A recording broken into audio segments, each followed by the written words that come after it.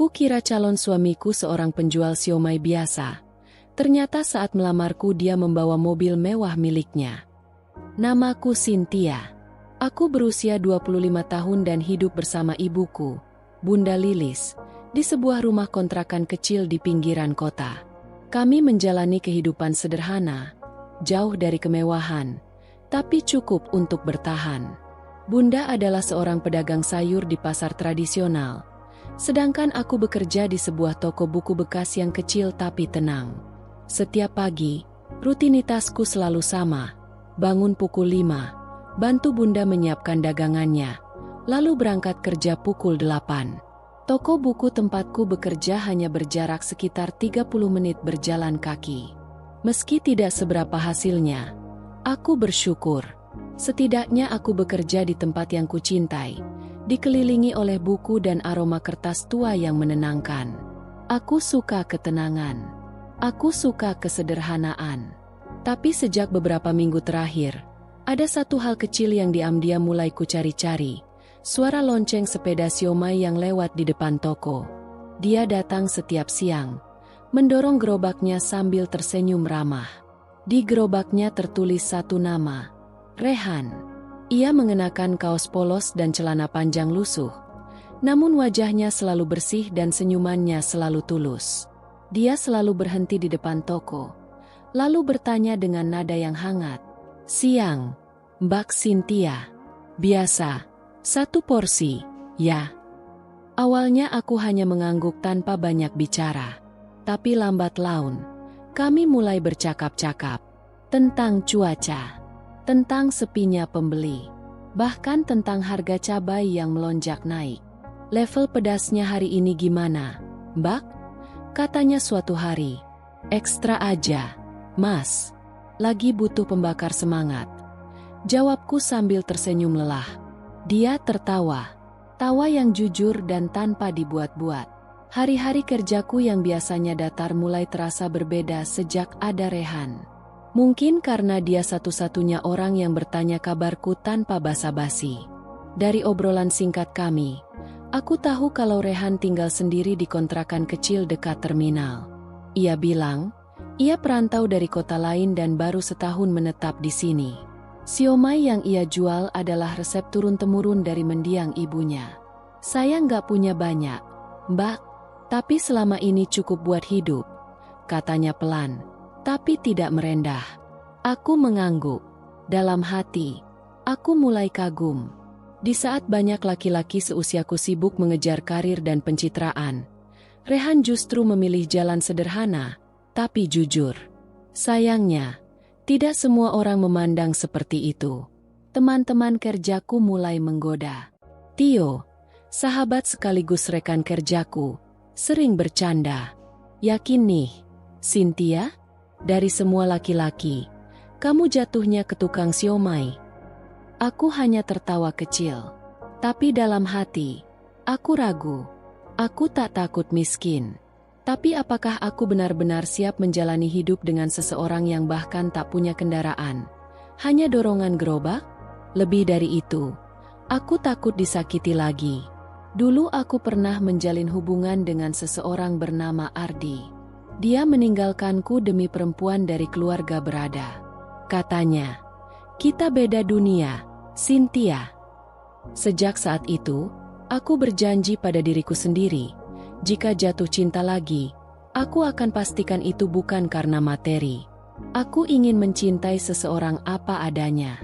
Mungkin itulah kenapa Rehan menarik perhatianku. Ia tidak menyembunyikan apapun. Ia tidak berusaha terlihat lebih dari yang ia punya.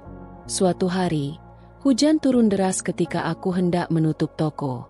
Aku kaget melihat Rehan berdiri di bawah terpal toko. Basah kuyup tapi tetap tersenyum. "Maaf, saya nggak jualan hari ini. Tapi saya cuma pengen lihat Mbak baik-baik aja." Kata-katanya sederhana. Tapi entah kenapa, menamparku lebih keras dari puisi manapun. Aku hanya bisa menatapnya tanpa suara, lalu menyodorkan handuk kecil dari laci meja. Hari itu, aku tidak membeli siomay, tapi hatiku penuh oleh sesuatu yang hangat dan asing, perasaan yang lama tidak aku rasakan. Malamnya, sebelum tidur, aku menatap langit-langit kamar dan bertanya dalam hati, mungkinkah cinta datang dari arah yang tak terduga? Mungkinkah seseorang seperti Rehan menjadi seseorang yang lebih berarti dalam hidupku? Aku belum tahu jawabannya. Tapi satu hal aku yakin, aku ingin mengenalnya lebih dalam. Ada satu kebiasaan baru yang tanpa sadar mulai kulakukan setiap hari, menunggu suara sepeda Rehan. Lonceng kecil yang tergantung di samping gerobaknya itu punya bunyi khas, berbeda dari pedagang lainnya. Lucunya, aku bisa membedakan apakah itu Rehan atau bukan hanya dari bunyinya saja. Hari ini, seperti biasa, aku tiba di toko buku sedikit lebih awal. Aku sengaja membersihkan bagian depan toko lebih rajin dari biasanya. Padahal sebenarnya tidak terlalu kotor. Tio, yang duduk di balik meja kasir, langsung menyadari gelagatku. Lah, tumben kamu rajin banget pagi-pagi begini. Si Rehan belum datang, ya? Godanya sambil menaikkan alis. Aku hanya melempar senyum datar. Pura-pura sibuk mengelap kaca jendela. Daripada duduk nganggur kayak kamu, mending bersihin toko. Tio tertawa. Ngaku aja kamu naksir. Awas nanti kalau jadi istri tukang siomay. Tiap pagi harus siapin sambal sendiri. Meski kadang menyebalkan, Tio tidak benar-benar jahat. Ia hanya terlalu cerewet. Tapi kali ini, komentarnya membuatku berpikir, benarkah aku mulai jatuh hati? Ataukah aku hanya tertarik karena Rehan terlihat berbeda dari laki-laki lain? Sekitar jam 11, lonceng itu akhirnya terdengar. Jantungku berdebar tanpa alasan yang jelas. Aku segera beranjak dari rak buku, seolah-olah tidak sabar membeli siomay padahal perutku belum lapar. Rehan berhenti tepat di depan toko, seperti biasa. Tapi hari ini, ia tampak lebih cerah dari biasanya. Entah karena cuaca yang bersahabat, atau karena dia memang sedang bahagia. Siang, Mbak Cynthia. Sapanya dengan senyum hangat. Hari ini ada menu tambahan, tahu goreng isi udang. Mau coba? Boleh. Pedasnya tetap level ekstra, ya. Jawabku sambil mengambil tempat duduk kayu di teras toko. Rehan mulai meracik pesananku. Tangannya cekatan, gerakannya tenang. Aku memperhatikan cara dia memotong siomay, menyiramkan bumbu kacang, lalu menambahkan sambal dengan presisi. Ada keseriusan dalam tiap langkahnya. Seakan membuat siomay adalah pekerjaan mulia. Mas Rehan, panggilku pelan. Iya, Mbak. Kenapa sih Mas Rehan pilih jualan siomay? Maksudku, ya, bukannya meremehkan, tapi kenapa bukan kerja kantoran atau yang lain? Rehan tersenyum kecil. Ia berhenti sejenak, lalu duduk di tepi gerobak sambil menyodorkan piring siomay ke arahku. Dulu saya kerja di tempat yang lebih rapi, lebih ber-AC, lebih duduk. Tapi saya nggak bahagia. Kerjaannya banyak tekanan, atasan galak, teman kerja suka saling tikung. Saya pulang kerja selalu capek hati. Sampai akhirnya, saya pikir, kenapa saya nggak coba usaha kecil sendiri aja? Aku mengunyah pelan. Siomay buatan Rehan memang tak pernah gagal. Rasa bumbunya gurih dan dalam. Sambalnya pedas menggigit tapi nagih. Terus kenapa siomay? Tanyaku lagi. Itu makanan favorit almarhum ibu saya. Waktu kecil, kami sering makan siomay bareng tiap hari Minggu. Setelah beliau meninggal, saya merasa ada bagian dari beliau yang bisa saya hidupkan lewat siomay. Aku terdiam, tidak menyangka jawabannya akan sedalam itu. Maaf ya, saya jadi cerita sedih, katanya sambil terkekeh ringan. Aku menggeleng. Enggak, Mas. Justru, saya jadi makin suka siomaynya. Dia tersenyum. Tapi kali ini senyumnya lebih lembut. Lebih manusiawi. Tidak sekadar ramah pedagang ke pelanggan. Dari hari ke hari, aku mulai sadar bahwa Rehan bukan hanya penjual siomay. Ia pendengar yang baik. Ia tidak banyak bicara. Tapi sekali bicara selalu membuatku berpikir. Ia tidak pernah bertanya tentang hal-hal yang tidak penting, Tidak mengomentari penampilanku seperti laki-laki lain. Ia hanya hadir dan itu cukup. Sejak hari itu, interaksi kami tidak lagi sekadar jual beli. Kadang ia datang lebih awal hanya untuk menyapa. Kadang aku mengajaknya masuk ke dalam toko dan membantuku menyusun buku. Kadang kami duduk di bangku teras hanya untuk membahas hal-hal sepele seperti judul buku favorit atau cuaca yang tak menentu. Dan setiap kali ia tersenyum, aku merasa hidupku, yang sebelumnya datar, mulai memiliki warna baru. Hubungan kami mulai berubah sejak hari itu. Hari ketika Rehan bercerita tentang ibunya, tentang kenangan masa kecil, dan tentang alasannya menjual siomay. Sejak itu, tiap pertemuan kami tak lagi terasa canggung. Bukan hanya sekadar beli dan bayar, tapi ada jeda, ada ruang, ada tanya, dan yang paling penting, ada obrolan yang membuatku ingin mengenalnya lebih dalam. Hari ini toko cukup sepi. Hanya ada 2 pengunjung yang keluar masuk sejak pagi. Tio sedang keluar membeli stok alat tulis ke gudang utama. Jadi aku sendirian. Mataku beberapa kali menatap ke arah jalan, menanti suara lonceng gerobak itu. Dan ketika akhirnya terdengar, aku langsung berdiri dari belakang meja, terlalu cepat bahkan sampai menjatuhkan pulpen. "Siang, Mbak Cynthia." Suara itu terdengar cerah seperti biasa. Rehan datang dengan kaos abu-abu dan celana kain yang agak memudar warnanya. Ia tampak lelah, mungkin karena panas terik, tapi senyumnya tetap utuh. "Masuk aja, Mas. Di luar panas banget," kataku sambil membuka pintu lebih lebar. Biasanya ia hanya berhenti di depan toko, tapi kali ini aku mengajaknya masuk. Rehan tampak ragu sejenak, lalu mengangguk. Ia meninggalkan gerobaknya di bawah naungan pohon dan masuk ke dalam. Aku menyodorkan sebotol air mineral dari lemari es. "Wah, terima kasih, Mbak," katanya tulus. "Baru jam segini udah kayak dibakar matahari." Aku tertawa kecil. "Makanya, kerja di dalam ruangan enak, kan?" Ia duduk di kursi pengunjung. Kami terdiam sebentar. Lalu, aku mulai bertanya, "Mas Rehan, pernah kepikiran buat nikah?" Pertanyaan itu keluar begitu saja. Aku langsung menyesal setelah mengucapkannya. Bodoh, terlalu frontal. Tapi Rehan tidak tampak kaget. Ia hanya tersenyum dan mengangguk pelan. "Pernah, bahkan sering. Tapi saya belum nemu orang yang cocok. Kebanyakan cewek yang saya kenal, ya, nggak siap hidup sederhana." Aku menatap wajahnya. Ada ketenangan dalam nada bicaranya. Tidak ada nada menyindir atau menyalahkan siapapun. "Aku juga belum nikah," kataku pelan. "Dulu sempat pacaran, tapi dia milih orang lain yang lebih berkelas," katanya. "Kamu kecewa?" tanya Rehan lembut. Aku mengangguk. Awalnya iya, tapi sekarang aku bersyukur. Kalau dia nggak ninggalin, mungkin aku nggak pernah sadar betapa berharganya dicintai dengan tulus, bukan karena status. Rehan tersenyum, tapi tidak berkata apa-apa. Dia hanya mendengarkan. Dan disitulah aku merasa nyaman. Tidak dihakimi, tidak dikasihani. Setelah beberapa saat, ia berdiri. "Kalau gitu, saya lanjut jualannya, Mbak.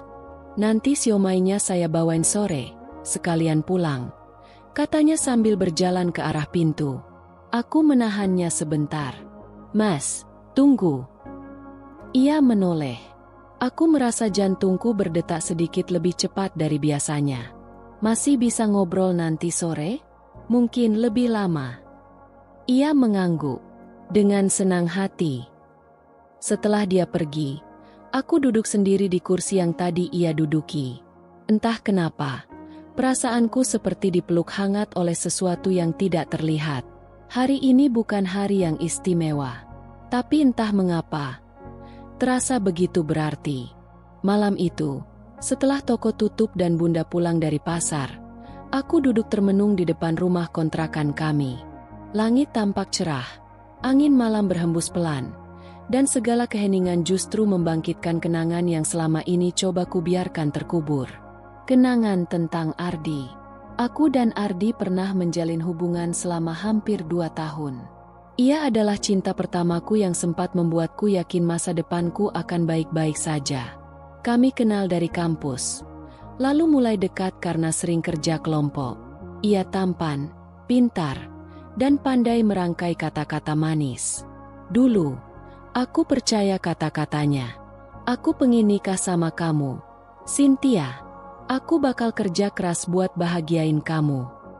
Tapi semuanya berubah saat dia mulai magang di sebuah perusahaan besar milik kenalan keluarganya. Di sana, dia bertemu perempuan lain. Cantik, kaya, berkelas. Dalam waktu beberapa bulan, sikap Ardi berubah. Dia mulai jarang memberi kabar. Dan jika bertemu pun, dia tampak terburu-buru. Sampai akhirnya, ia bicara jujur. Kita beda, Cynthia. Aku sadar aku butuh seseorang yang bisa bantu aku naik kelas. Kamu orang baik, tapi hidup kita nggak cocok. Aku hanya terdiam saat itu. Hati ini seperti diremukan dari dalam. Bukan hanya karena ditinggalkan, tapi karena aku disamakan seperti tiket kereta ekonomi. Murah dan tidak layak untuk perjalanan panjang. Butuh waktu lama untuk bangkit. Aku bahkan sempat menyalahkan diri sendiri. Kurasa itulah kenapa aku begitu berhati-hati saat mulai merasakan sesuatu pada Rehan. Aku takut jatuh di tempat yang sama. Aku takut disia-siakan lagi. Namun, Rehan berbeda.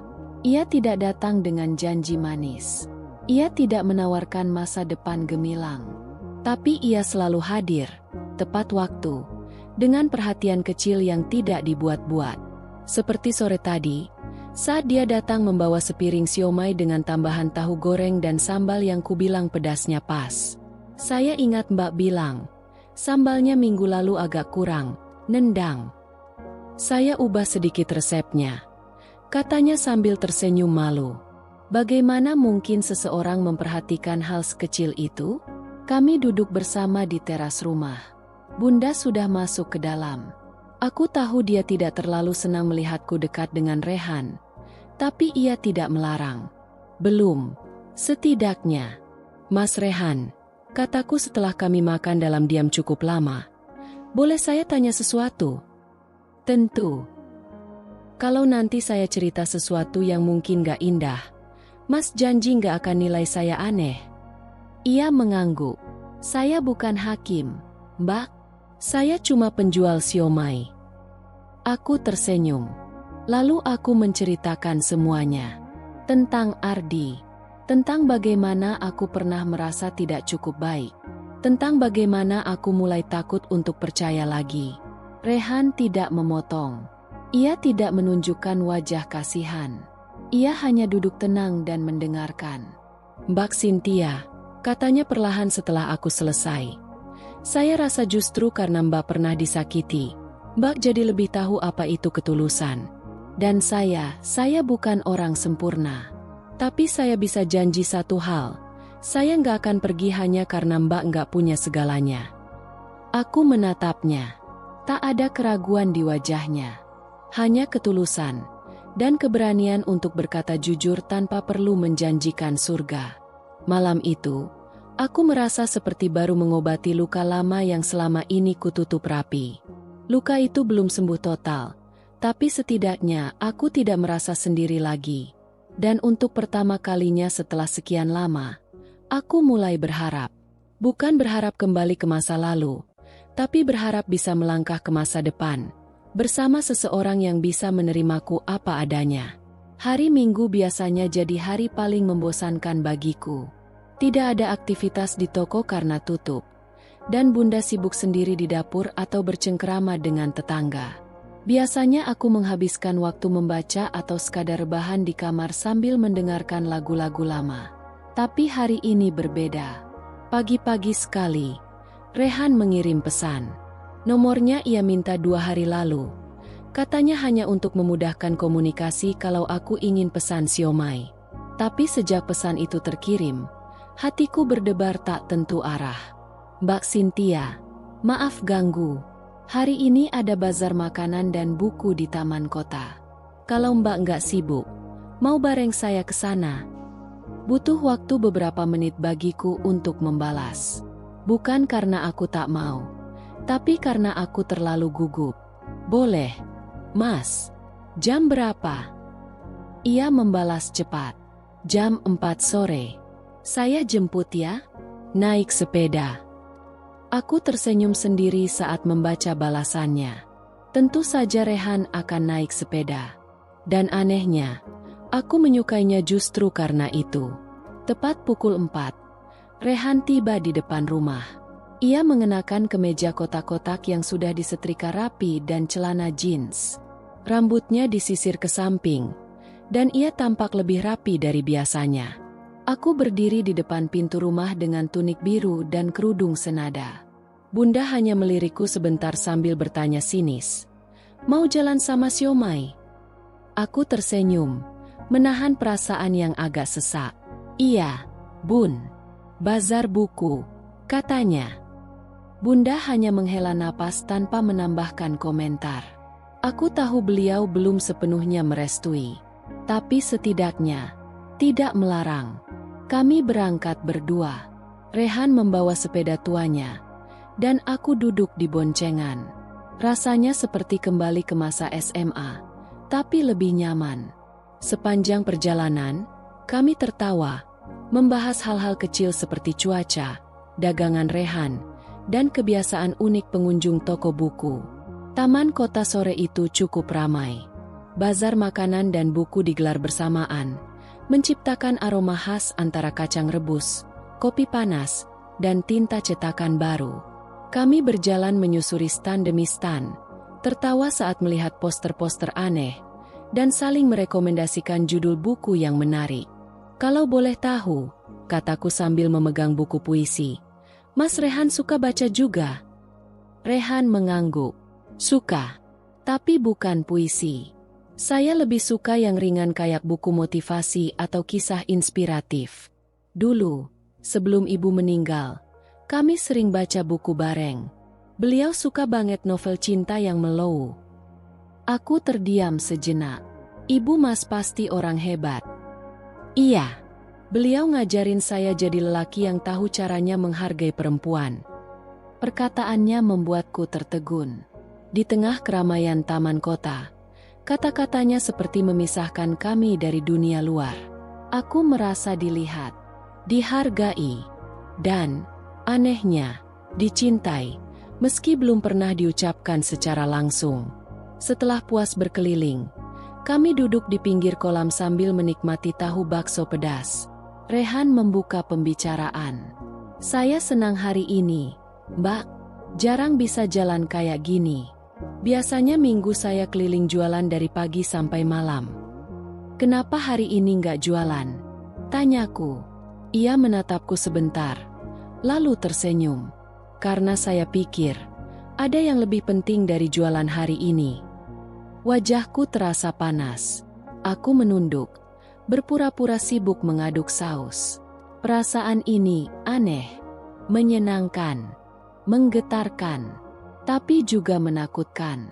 Saat matahari mulai tenggelam, kami pulang. Di depan rumah, sebelum turun dari boncengan, aku berkata pelan, "Terima kasih, Mas. Hari ini menyenangkan." Rehan menoleh, masih dengan senyum hangatnya. "Saya yang terima kasih, Mbak. Bisa jalan sama Mbak Cynthia, itu hadiah besar buat saya." Aku masuk ke rumah dengan hati yang penuh. Mungkin ini bukan sekadar jalan-jalan. Mungkin ini awal dari sesuatu yang lebih dalam. Dan malam itu, sebelum tidur, aku menatap layar ponsel. Ada satu pesan baru dari Rehan. "Selamat malam, Mbak Cynthia. Semoga mimpi indah. Saya doakan selalu bahagia, hari ini dan seterusnya." Aku menutup layar dengan senyum tak sadar. Mungkin aku mulai jatuh cinta. Sudah seminggu sejak aku pergi ke bazar bersama Rehan, dan selama itu pula, senyumku hampir tidak pernah benar-benar hilang. Tiap kali melihat notifikasi masuk, Aku berharap itu darinya. Dan memang seringkali begitu. Pesan singkat di pagi hari berisi semangat, atau sekadar menanyakan kabar saat aku lembur di toko buku. Tapi tak semua orang ikut merayakan kebahagiaan kecilku. Pagi ini, saat aku sedang membantu Bunda menata sayuran di lapak pasar, beliau tiba-tiba berkata tanpa menatapku, "Kamu makin sering jalan sama tukang siomay itu, ya?" Aku terdiam sejenak. Tidak kaget, hanya belum siap menjawab. "Namanya Rehan, Bun," jawabku perlahan. "Iya, kami sering ngobrol, jalan juga beberapa kali." Bunda menghela napas panjang, lalu mulai menyusun tomat ke dalam keranjang. "Dengar ya, Cynthia, ibu nggak pernah larang kamu pilih jodoh sendiri. Tapi kamu harus cerdas.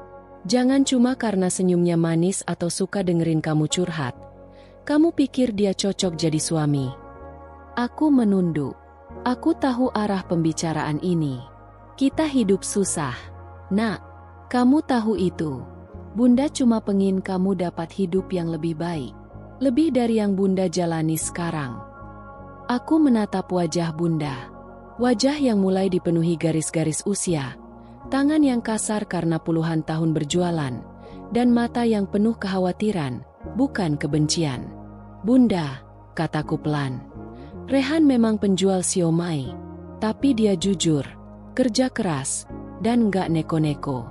Apa itu belum cukup?" Beliau menatapku tajam. "Itu yang kelihatan. Tapi kamu baru kenal dia berapa lama? Kamu tahu latar belakangnya? Tahu keluarganya? Jangan tertipu penampilan. Jangan sampai hidupmu nanti malah lebih berat karena kamu terlalu percaya." Kalimat itu menghantamku seperti palu. Bukan karena isinya salah, tapi karena ada kebenaran di dalamnya yang tak bisa langsung kutolak. Sepanjang hari, kata-kata Bunda terus terngiang. Dan saat sore tiba, ketika Rehan datang ke toko membawa siomay seperti biasa, aku tak bisa menyambutnya dengan senyum lebar seperti biasanya. "Mbak Cynthia, kenapa? Capek ya?" tanyanya lembut. Aku menggeleng pelan. "Enggak, cuma mikir aja." Ia duduk di bangku teras, seperti biasa. Tapi kali ini aku yang memulai pembicaraan serius. "Mas Rehan, boleh saya tanya jujur?" "Boleh. Apa aja?" "Apa Mas Rehan gak punya rencana lain selain jualan siomay? Maksudku, masa depan, pekerjaan yang lebih stabil, atau sesuatu yang lebih besar?" Ia terdiam sesaat, lalu menjawab tanpa keraguan. "Saya punya rencana, Mbak, tapi saya nggak mau cerita sekarang, karena saya tahu kalau saya cerita, kamu bakal pikir saya sombong. Saya pengin kamu lihat siapa saya sekarang, bukan karena apa yang saya punya nanti." Jawabannya membuatku bungkam. Lalu ia menambahkan, "Tapi saya ngerti kalau Mbak lagi ragu. Saya juga ngerti kamu pasti dengar dari orang-orang, termasuk ibu kamu. Dan itu wajar. Kamu anak baik. Pasti sayang sama keluarga." Aku menggigit bibir bawahku, berusaha menahan emosi. "Yang saya minta cuma satu," lanjutnya. "Jangan nilai saya dari apa yang kamu lihat di jalan. Nilai saya dari caranya saya memperlakukan kamu." Air mataku hampir menetes. Aku tak tahu kenapa kata-kata sesederhana itu bisa begitu menyentuh. Mungkin karena aku sudah terlalu sering dinilai dari luar, dari siapa aku, bukan apa yang aku rasakan. Hari itu, Rehan pergi tanpa banyak bicara lagi. Tapi sebelum pulang, ia meninggalkan satu pesan singkat di ponselku. "Terima kasih sudah jujur, Mbak. Saya akan terus berusaha untuk jadi seseorang yang pantas mendampingi kamu."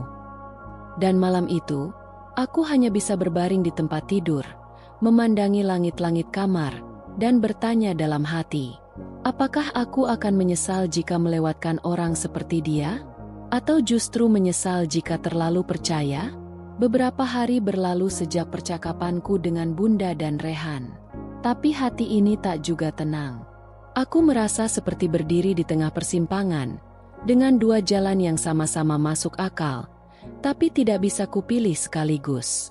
Di satu sisi, ada suara bunda yang selalu memintaku untuk berpikir logis, agar hidupku tidak susah seperti beliau. Di sisi lain, ada Rehan, seseorang yang mungkin tak punya banyak secara materi, tapi hatinya sungguh tak bisa diabaikan.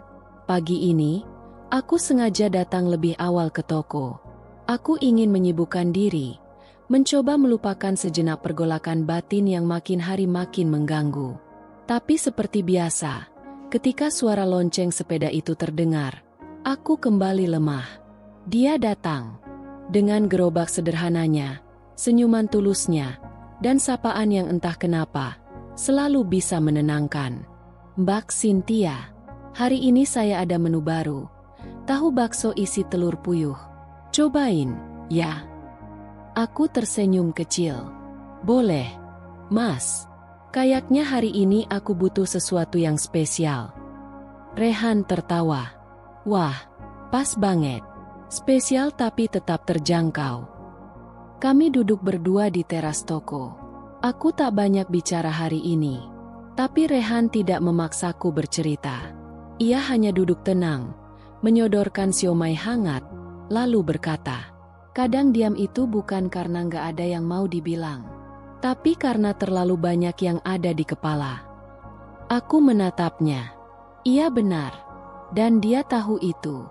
Mas Rehan, kataku akhirnya, pelan. Saya nggak tahu perasaan ini harus saya apakan. Di satu sisi, saya takut. Tapi di sisi lain, kalau saya jauh dari Mas, rasanya ada yang hilang.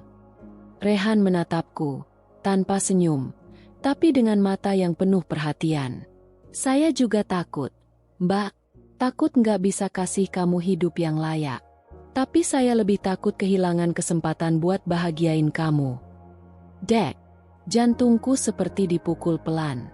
Aku menarik napas dalam-dalam. Kalau suatu hari nanti saya pilih Mas, Mas siap jalanin hidup dengan segala risiko?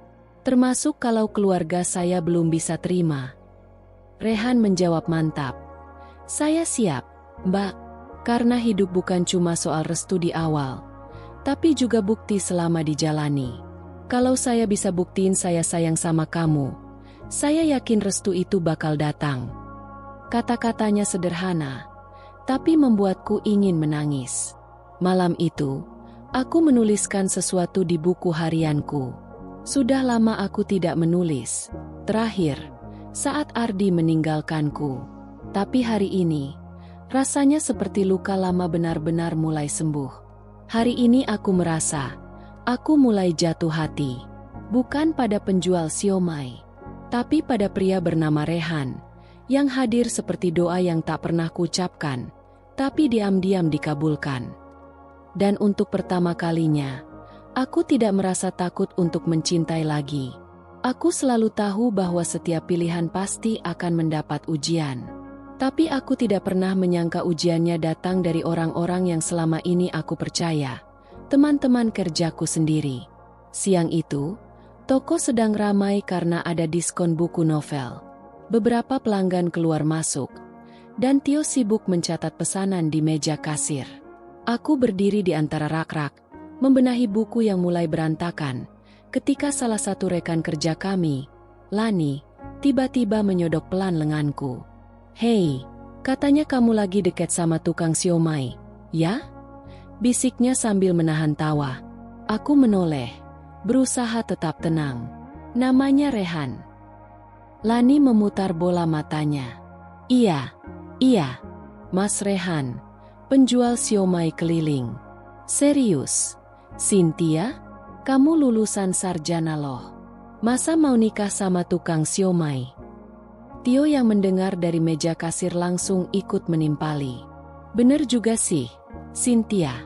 Gue kira lo bakal nikah sama guru, atau dosen, atau minimal karyawan kantor. Ternyata tukang siomay. Tawa mereka terdengar ringan, tapi menusuk. Aku tahu mereka mungkin tidak berniat jahat. Tapi kalimat-kalimat itu, dengan cara yang tak kentara, seperti menertawakan pilihanku, Seolah-olah cintaku tak pantas dihargai hanya karena pria yang kucintai tak punya gelar atau gaji tetap. Aku tersenyum kecil, mencoba tak tersinggung. Yang penting bukan pekerjaannya, tapi orangnya. Lani mengangkat alis. Cinta itu penting. Iya, tapi realistis juga penting. Cynthia, jangan sampai nanti kamu nyesel pas hidup susah. Tio ikut menambahkan. Apa kamu yakin dia bisa ngasih kamu masa depan? Jangan cuma karena dia rajin senyum terus kamu pikir dia pangeran berkuda. Aku diam. Aku ingin marah. Tapi bukan karena mereka salah. Justru karena dulu, aku juga pernah berpikir begitu. Aku juga pernah menilai orang dari apa yang mereka pakai. Dari seberapa pantas mereka secara status. Dan sekarang, aku jadi orang yang sedang diuji. Apakah aku akan goyah hanya karena omongan orang? Sore harinya, setelah toko tutup, aku duduk sendirian di teras. Tak lama, Rehan datang seperti biasa. Ia membawa 2 porsi siomay dan 2 teh botol. Ia duduk di sampingku, seperti tak ada yang aneh. Tapi aku tidak langsung bicara.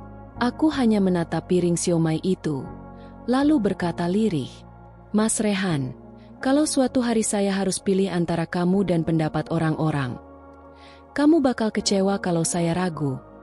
Rehan tidak langsung menjawab. Ia menatapku pelan, lalu berkata, "Saya nggak pernah maksa Mbak buat pilih saya. Tapi saya janji, kalau kamu tetap percaya, saya nggak akan pernah berhenti buktiin kalau kamu nggak salah pilih." Mataku mulai panas. Hari ini mereka bilang saya bodoh. Bodoh karena cinta sama tukang siomay. Rehan tertawa kecil. Tapi bukan tawa mengejek. Tawa pahit yang mengerti. Orang boleh bilang apa aja. Tapi saya percaya, nanti waktu yang jawab. Bukan kata-kata. Aku menggenggam tangannya pelan. Untuk pertama kalinya. Dan ia membalas genggamanku. Erat, tenang, dan penuh kepercayaan. Hari itu aku belajar satu hal penting. Cinta yang diuji bukan untuk dijatuhkan, tapi untuk dikuatkan. Hari-hari setelah kejadian di toko terasa berat. Bukan karena Rehan menjauh. Tidak, justru ia tetap hadir seperti biasa. Tapi karena bisikan orang-orang mulai terdengar di mana-mana. Kadang dalam bentuk candaan, kadang sindiran, kadang bahkan dalam tatapan sinis yang terasa menusuk. Aku tahu Rehan mendengarnya juga. Tapi ia tidak pernah menanggapi. Ia hanya tersenyum, menyapa orang-orang seperti biasa, dan tetap mendorong gerobaknya dengan tenang, seolah dunia tak pernah memandang rendah profesinya. Namun hari itu, sesuatu terjadi. Siang itu, aku mengajak Rehan makan di warung langgananku, agak jauh dari toko. Sebuah warung sederhana, tapi bersih dan makanannya enak. Kami duduk berdua di pojok, menikmati pecel lele sambil tertawa kecil membicarakan buku baru yang baru saja kutata di toko. Saat kami sedang makan, 2 orang pria masuk dan duduk tak jauh dari kami.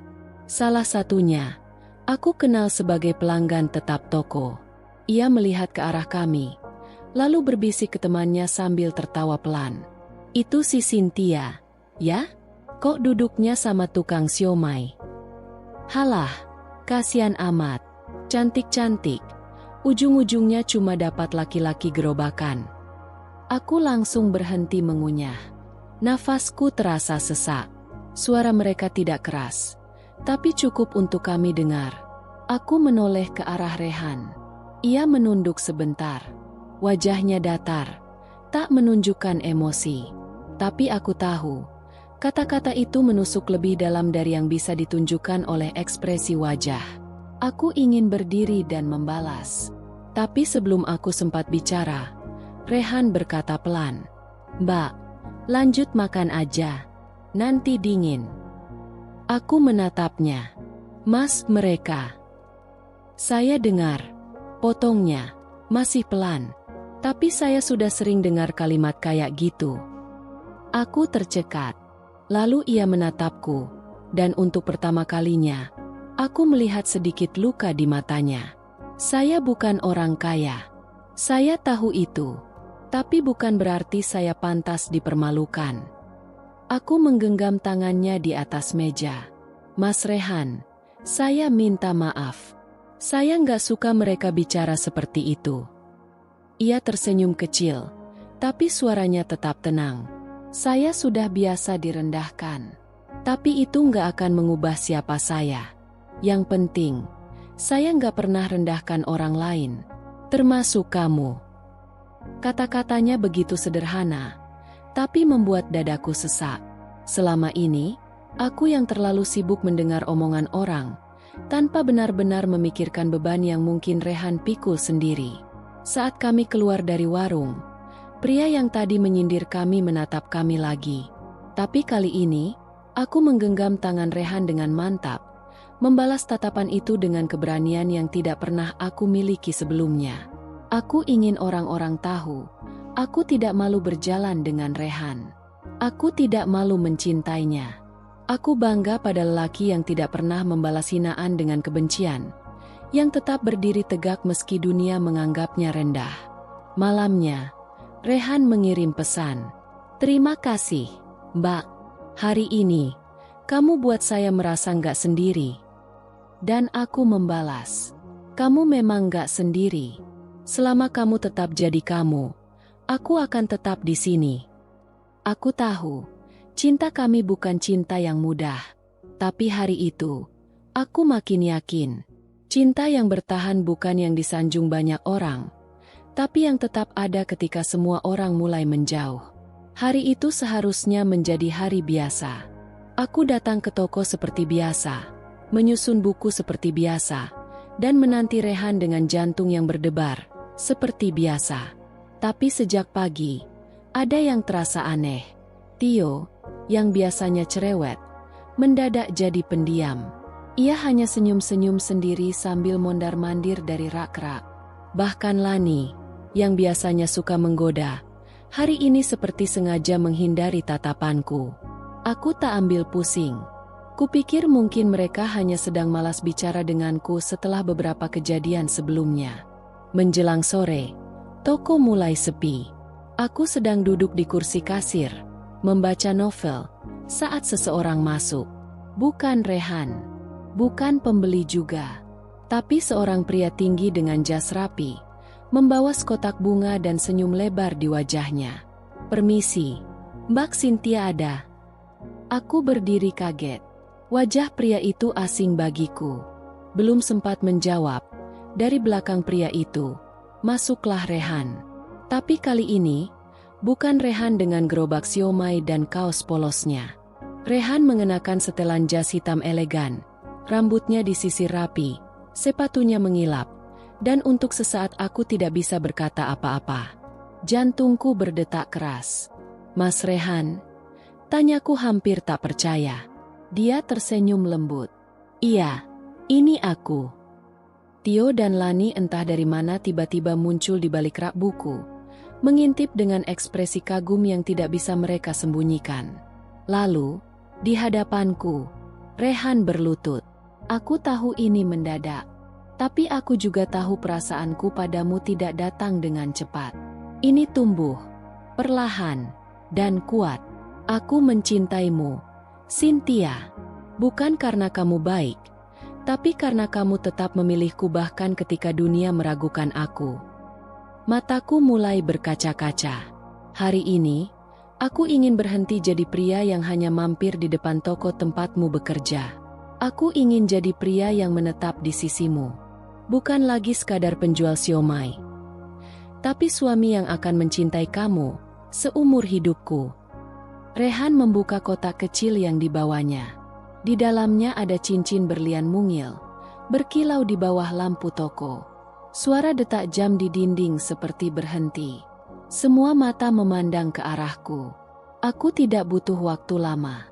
Air mata menetes saat aku mengangguk. Iya, Rehan, aku mau. Semua orang bertepuk tangan. Tio sampai bersorak seperti anak kecil. Lani bertepuk tangan sambil mulutnya masih menganga. Tak percaya. Setelah itu, Rehan menarik tanganku dan memakaikan cincin itu perlahan. Tangannya sedikit gemetar. Dan saat cincin itu melingkar di jari manisku, aku tahu, hidupku tidak akan pernah sama lagi. Rehan menatapku dan berkata pelan, "Aku sebenarnya bukan cuma penjual siomay. Aku pengusaha kecil, punya beberapa usaha makanan di luar kota. Tapi aku sengaja berjualan sendiri, karena aku ingin tahu siapa yang bisa mencintai aku, bukan karena apa yang aku punya, tapi karena siapa aku sebenarnya." Aku menatapnya, terdiam. Ternyata semua kesederhanaannya selama ini bukan karena keterpaksaan, tapi karena pilihan. Karena ia ingin jujur, ingin melihat dunia tanpa topeng. Dan aku telah melihatnya dari awal. Tanpa hiasan, tanpa kekayaan. Hanya hatinya, yang kini jadi milikku. Hari itu, di toko buku kecil, di antara rak-rak penuh cerita fiksi, aku menerima lamaran paling nyata dalam hidupku. Dan ya, itu bukan dongeng. Itu kenyataan. Sejak hari lamaran itu, hidupku seperti film yang tiba-tiba berubah genre. Dari kisah sehari-hari yang tenang menjadi romansa mengejutkan yang membuat jantung tak berhenti berdebar. Rasanya seperti mimpi. Dan berkali-kali aku harus mencubit diriku sendiri untuk meyakinkan bahwa semua ini nyata. Rehan bukan hanya seorang penjual siomay. Dia adalah pemilik dari Sajian Rasa Nusantara, sebuah usaha makanan yang ternyata punya beberapa cabang di kota-kota kecil. Ia memang pernah tinggal di Jakarta, tapi memilih hidup sederhana di kota ini karena ingin mencari istri yang mencintainya bukan karena uang. Dulu aku pernah gagal, Mbak, karena aku terlalu jujur. Tapi aku juga nggak mau berpura-pura kaya hanya untuk mendapatkan cinta. Jadi aku balik ke sini, memulai lagi dari nol, tanpa nama, tanpa mobil, tanpa gelar. Kata-katanya masih terngiang dalam kepalaku. Aku duduk di kamar, memandangi cincin di jari manis, dan masih sulit mempercayai semua ini. Bahkan Bunda pun tak langsung percaya saat aku menceritakan kebenarannya. "Kamu jangan dibodohi, Cynthia. Siapa tahu dia cuma nyewa mobil mewah buat nipu kamu." Aku tahu kekhawatiran Bunda wajar. Hidup kami sudah terlalu sering dihadapkan pada kenyataan yang pahit. Tapi kali ini, aku percaya. Rehan tak sedang berpura-pura. 2 hari setelah lamaran itu, Rehan menepati janjinya. Ia datang ke rumah, bukan lagi dengan sepeda atau gerobak, tapi dengan mobil hitam elegan yang membuat tetangga-tetangga keluar satu persatu dari rumah. Wajah Bunda sulit ditebak, antara terkejut dan curiga. Rehan turun dari mobil dengan sopan, mengenakan batik halus, rambutnya disisir rapi, dan tangannya membawa bingkisan. "Assalamualaikum, Bu. Saya datang bukan sebagai penjual siomay hari ini, tapi sebagai laki-laki yang ingin sungguh-sungguh memperjuangkan putri ibu." Aku berdiri di belakang pintu, menyaksikan momen itu dengan dada bergetar. Bunda mengangguk pelan, lalu mempersilakan masuk. Di ruang tamu, suasana terasa canggung, tapi Rehan bicara dengan tenang. Ia menjelaskan siapa dirinya, latar belakang keluarganya, bisnisnya, dan alasannya menyamar jadi pedagang keliling. Bunda hanya menatapnya dalam diam. Matanya tajam, tapi aku tahu itu bukan kebencian. Itu ujian. Ujian untuk melihat apakah lelaki di hadapannya benar-benar jujur. Setelah Rehan selesai bicara, Bunda hanya berkata, "Saya tidak butuh anak kaya, Nak, tapi saya butuh menantu yang jujur, tahan banting, dan bisa bahagiakan anak saya. Kalau kamu bisa buktiin itu, saya akan restui." Dan aku tak mampu menahan tangis. Aku tak percaya mataku. Lelaki yang dulu hanya bisa kulihat mendorong gerobak di bawah terik matahari, kini duduk gagah di ruang tamu rumahku, menjawab pertanyaan ibuku dengan tenang, dan memintaku menjadi istrinya dengan keyakinan yang membuatku semakin yakin. Malam itu, sebelum tidur, aku menatap langit-langit kamar seperti biasa. Tapi kali ini, tak ada lagi kebingungan. Hanya satu perasaan yang memenuhi hati. Aku telah memilih.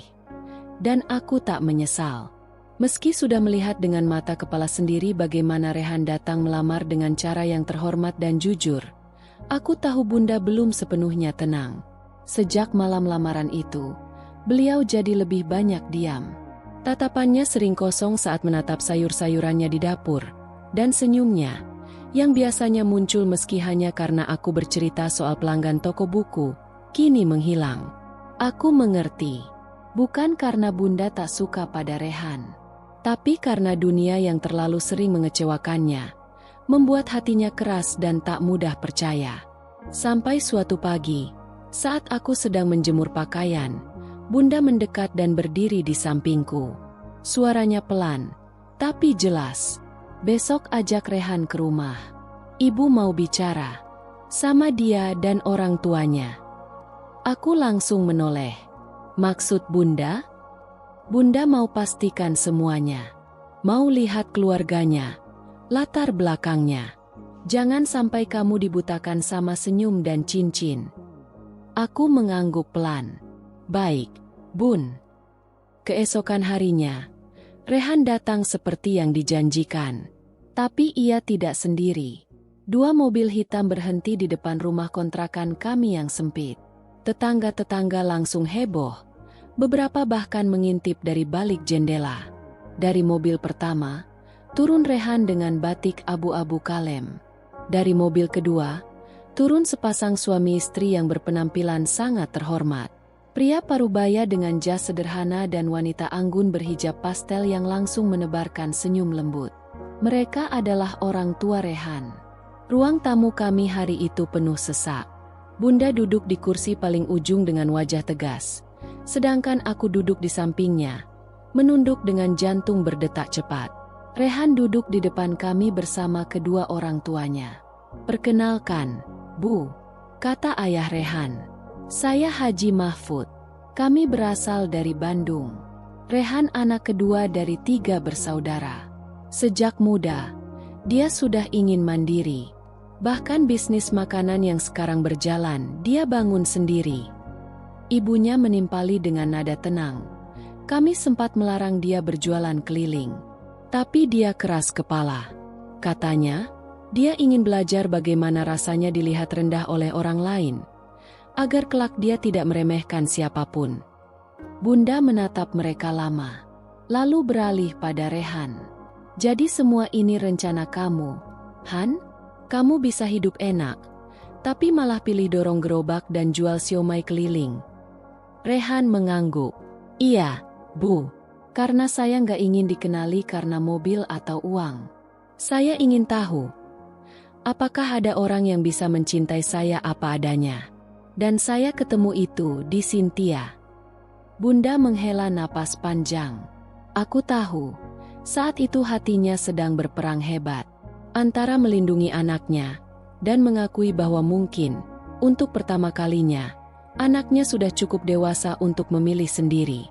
Lalu, Bunda berkata, "Kamu tahu, Han, saya pernah ditinggal suami saya. Hidup saya jatuh. Saya bangun sendiri. Saya lihat anak saya tumbuh tanpa banyak pilihan. Sekarang, saya cuma pengen dia bahagia. Dan kalau kamu sungguh-sungguh, saya akan beri restu saya." Aku langsung menatap Bunda. Mataku basah. "Tapi satu syarat," lanjut Bunda. "Kami semua menunggu. Setelah kalian menikah nanti, jangan pernah kamu ubah diri kamu. Jangan lupakan masa susah kamu. Dan jangan sombong kalau kamu sudah di atas." Rehan tersenyum, lalu menjawab dengan tenang, "Saya justru ingin hidup sederhana, Bu. Karena dari hidup sederhana, saya menemukan anak ibu." Air mataku akhirnya jatuh. Dan untuk pertama kalinya sejak semuanya dimulai, aku melihat Bunda tersenyum pada Rehan. Aku pikir segalanya akan tenang setelah Bunda memberi restu. Tapi ternyata, hidup tak pernah berhenti menguji hati yang sedang berbahagia. Pagi itu, saat aku sedang menyusun novel baru di toko, Tio mendekat dengan ekspresi serius. Cynthia, ada yang nanyain kamu." Aku menoleh cepat. "Siapa?" Tio menunjuk ke arah depan toko. Aku membeku. Di balik kaca, berdiri seorang pria yang sangat kukenal. Wajah yang dulu pernah begitu kupercaya.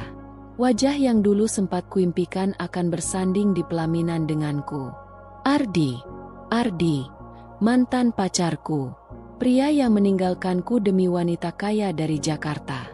Dan sekarang, ia berdiri di depan toko buku tempatku bekerja, dengan kemeja rapi dan tatapan yang entah berisi penyesalan atau kepura-puraan. Aku keluar, perlahan, dengan hati yang mulai ditutupi kabut kenangan masa lalu. "Hai, Cynthia," sapanya pelan. Aku hanya menatapnya. Tidak ada senyum. "Boleh kita bicara sebentar?" Aku mengangguk, meski hatiku menolak. Kami berjalan ke bangku taman kecil tak jauh dari toko. "Gimana kabarmu?" tanyanya basa-basi. "Baik, sangat baik," jawabku pendek. Ia mengangguk pelan, lalu terdiam beberapa saat sebelum akhirnya berkata, "Aku dengar kamu mau menikah." Aku menoleh cepat. "Kamu cari tahu tentang aku?" Ia menghela napas. "Aku lihat unggahan dari teman lama tentang kamu dan penjual siomay itu." Nada suaranya membuatku ingin berdiri dan pergi. Tapi aku tahan. Aku ingin tahu, apa maksud kedatangannya? "Apa kamu bahagia sama dia, Cynthia?" Pertanyaan itu membuat darahku naik. "Kamu punya hak untuk tanya itu," balasku tajam. Ardi menunduk. "Aku minta maaf. Aku salah waktu itu. Aku kira memilih perempuan kaya itu keputusan yang bijak. Tapi ternyata, hatiku nggak bisa bohong. Aku nggak pernah benar-benar bisa lupakan kamu." Aku berdiri. "Kamu datang ke sini karena lihat aku bahagia. Dan kamu nggak terima itu, kan?" "Bukan begitu. Dulu kamu tinggalkan aku tanpa penjelasan. Ardi, kau memilih uang, bukan aku. Sekarang setelah aku punya orang yang mencintaiku dengan tulus, kamu datang membawa penyesalan? Maaf, tapi aku bukan cadangan." Wajah Ardi terkejut. Mungkin tak menyangka aku yang dulu lemah, kini berbicara dengan lantang. Tapi aku tak peduli. Hati ini sudah sembuh. Dan aku tak akan biarkan masa lalu merusaknya lagi. Rehan memang penjual siomay. Tapi dia punya satu hal yang kamu gak pernah punya. Ketulusan. Dia ada saat semua orang menjauh. Dia hadir saat kamu menghilang. Aku melangkah pergi tanpa menoleh. Saat kembali ke toko, Rehan sudah menungguku. Ia melihat wajahku yang masih panas karena emosi. Dan tanpa banyak tanya, ia berkata, "Kamu gak perlu cerita. Tapi apapun yang terjadi hari ini, aku tetap di sini." Aku mengangguk, menahan air mata. Hari itu aku belajar satu hal. Masa lalu memang bisa datang lagi, tapi bukan untuk diulang. Hanya untuk diingat bahwa kita pantas dapat yang lebih baik. Hari itu akhirnya datang. Hari di mana aku akan mengucap janji suci. Hari di mana namaku akan berubah. Hari di mana aku bukan lagi hanya Cynthia, penjaga toko buku anak dari Bunda Lilis, tapi menjadi istri dari Rehan, laki-laki sederhana berhati luar biasa. Pagi itu, suasana rumah kami jauh berbeda dari biasanya. Bunda bangun lebih awal dari siapapun, memasak sendiri lontong dan sayur labu kesukaanku. Ia bahkan meminjam tikar dan kursi tambahan dari tetangga. Rumah kontrakan mungil kami disulap jadi tempat akad nikah yang sederhana, namun hangat dan syarat cinta. Aku duduk di kamar, mengenakan kebaya putih dengan kerudung renda tipis. Wajahku dirias lembut oleh sepupu jauhnya Bunda.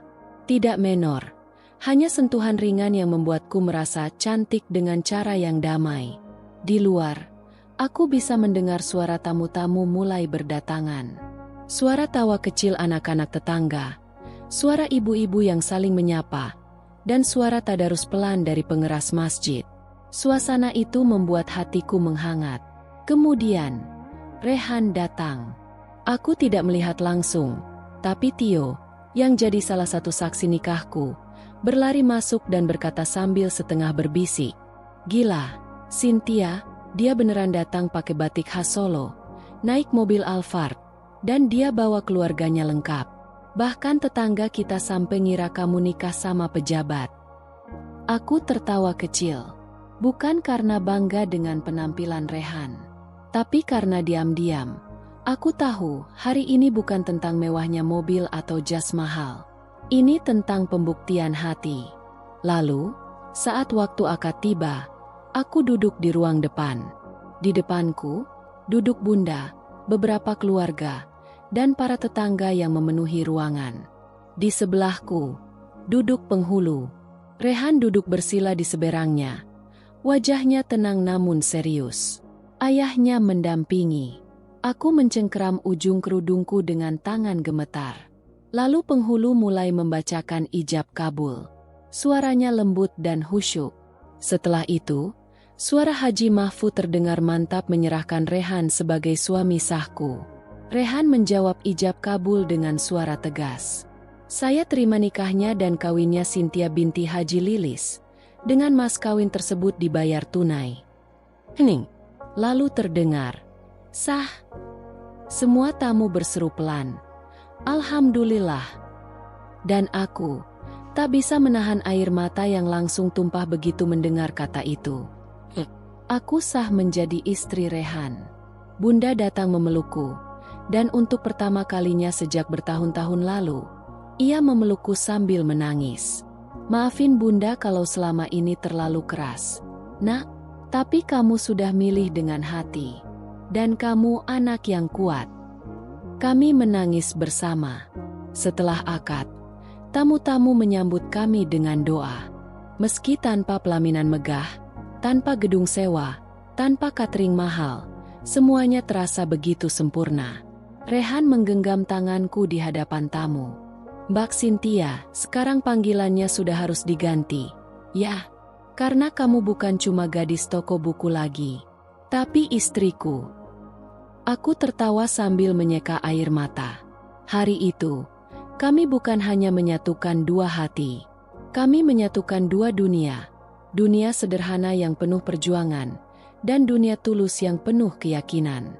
Akad itu bukan hanya janji di hadapan penghulu dan para saksi, tapi janji di hadapan langit, bahwa kami akan saling menjaga, bukan karena apa yang kami punya, tapi karena siapa kami ketika dunia tak melihat.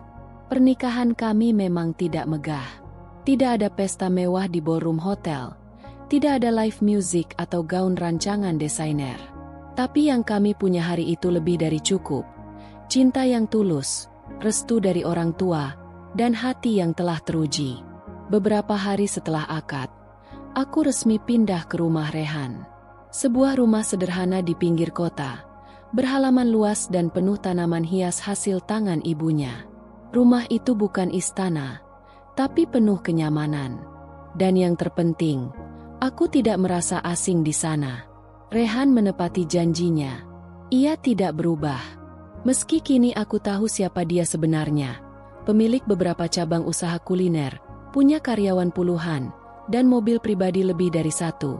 Rehan tetaplah Rehan yang dulu suka menyodorkan siomay hangat dengan senyuman lembut dan tatapan teduh. "Aku bisa beli rumah yang lebih besar, Cynthia," katanya suatu sore saat kami menyiram tanaman bersama. "Tapi aku ingin kita mulai dari sini. Dari tempat yang sederhana, supaya nanti kalau kita punya apa-apa, kita nggak lupa sama dari mana kita datang." Aku tersenyum. "Aku suka rumah ini, karena kamu di sini." Setiap pagi, kami menyiapkan sarapan bersama. Aku mulai belajar memasak dari ibu mertuaku, yang ternyata sangat sabar dan penyayang, jauh dari yang aku bayangkan semula. Hubungan kami perlahan semakin akrab, terutama setelah ia tahu aku tidak gengsi, meski kini statusku sudah berbeda. Aku tetap bekerja, tapi bukan lagi di toko buku kecil itu. Rehan memberiku ruang di salah satu unit usahanya, sebuah kedai kopi yang juga menjual buku bacaan ringan. Tempatnya tenang, dekat taman kota. Dan yang paling menyenangkan, Rehan sering mampir hanya untuk duduk dan membaca sambil menemaniku. Kadang kami tertawa jika mengingat awal mula pertemuan kami. Coba kalau waktu itu siomay aku rasanya biasa aja. Mungkin kamu gak pernah jatuh cinta. Canda Rehan. Atau coba kalau waktu itu aku terlalu dengar omongan orang. Mungkin aku udah nikah sama orang yang gak tulus. Jawabku sambil tersenyum. Kami tahu jalan yang kami lewati tidak mudah. Ada cemooh, keraguan, dan masa lalu yang menyakitkan. Tapi semua itu justru menguatkan kami. Aku belajar bahwa kebahagiaan tidak diukur dari seberapa mewah rumah yang kita tempati, tapi dari seberapa tenang hati saat kita pulang. Dan Rehan adalah rumah yang selalu membuatku ingin pulang. Kini, setiap aku melihatnya, baik dalam balutan jas saat rapat bisnis, atau hanya mengenakan kaos dan celana santai saat duduk di beranda rumah, aku tak pernah lupa siapa dirinya yang paling sejati. Lelaki yang mau menyamar jadi penjual siomay demi menemukan cinta yang benar-benar tulus. Dan aku bersyukur, karena ternyata cintanya memilihku. Akhir dari cerita ini bukanlah akhir dari kisah kami, tapi awal dari hidup baru, yang mungkin tetap sederhana, tapi selalu penuh makna. Jangan pernah menilai seseorang dari penampilannya semata.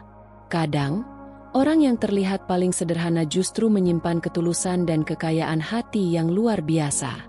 Cinta sejati bukan tentang kemewahan, tapi tentang siapa yang bertahan dan hadir saat dunia tak memandang. Kalau kamu suka dengan kisah ini, jangan lupa klik like sebagai bentuk dukungan, tulis komentar kamu tentang bagian cerita yang paling menyentuh, dan subscribe channel ini supaya kamu gak ketinggalan kisah inspiratif lainnya. Aktifkan juga lonceng notifikasi, karena cerita berikutnya mungkin akan lebih menyentuh dari yang kamu bayangkan. Terima kasih sudah menonton. Semoga ceritanya membawa hikmah. Sampai jumpa di kisah selanjutnya.